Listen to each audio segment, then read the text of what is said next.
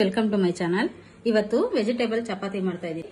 ನಾವು ಈ ತರ ಮಾಡೋದ್ರಿಂದ ಮಕ್ಕಳು ತುಂಬಾ ಇಷ್ಟಪಟ್ಟು ತಿಂತಾರೆ. ಹೊರಗಡೆ ತಿಂಡಿಗಿಂತ ಇದು ನಾವೇ ಈ ತರ ರೆಡಿ ಮಾಡ್ಕೊಟ್ರೆ ಹೆಲ್ದಿ ಫುಡ್ ಇದು ಮಾಡೋದು ಅಂತ ಹೇಳ್ತೀನಿ ನೋಡಿ. ಇದು ಆಲೂಗೆಡ್ಡೆ ಬೇಯಿಸ್ಬಿಟ್ಟು ತುರ್ಕೊಂಡಿರೋದು, ಕ್ಯಾರೆಟ್, ಸಬ್ಬಕ್ಕಿ ಸೊಪ್ಪು, ಈರುಳ್ಳಿ, ಮೈದಾ ಹಸಿಟ್ಟು, ಸ್ವಲ್ಪ ಸಾಲ್ಟು, ಎಣ್ಣೆ.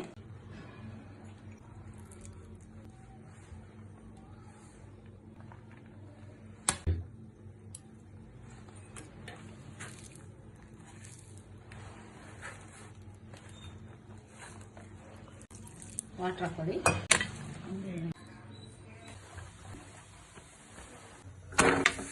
ಆಯಿಲ್ ಹಾಕಿ, ಯಾಕಂದ್ರೆ ಬೇಯಬೇಕದು. Vegetable chapati ready. ಇದು ತುಂಬಾ ಟೇಸ್ಟ್ ಆಗಿರುತ್ತೆ. ನೀವು ಒಂದ್ಸತಿ ಟ್ರೈ ಮಾಡಿ. ಮೊಸರು ಜೊತೆಲಾಗ್ಲಿ, ಚಟ್ನಿ ಜೊತೆಲಾಗ್ಲಿ ನೀವು ಹಂಗೇನೂ ತಿನ್ಬೋದು, ಅಷ್ಟು ಟೇಸ್ಟ್ ಆಗಿರುತ್ತೆ.